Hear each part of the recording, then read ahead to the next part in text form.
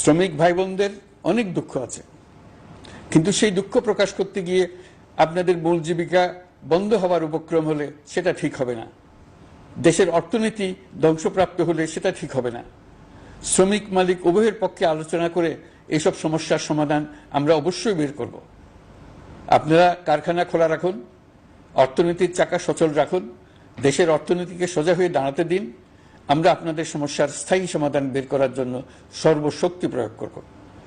মালিক পক্ষের কাছে আমাদের আবেদন, আপনারা শ্রমিকদের সঙ্গে বোঝাপড়া করুন, কারখানা সচল রাখুন, অর্থনীতির দুর্বল স্বাস্থ্যকে সবল করে তুলুন।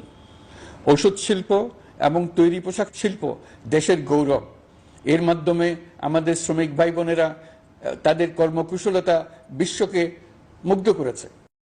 এর সাফল্য এখন থমকে আছে। আমরা এই দুই শিল্পকে তাদের সম্ভাব্য শীর্ষে নিয়ে যেতে চাই।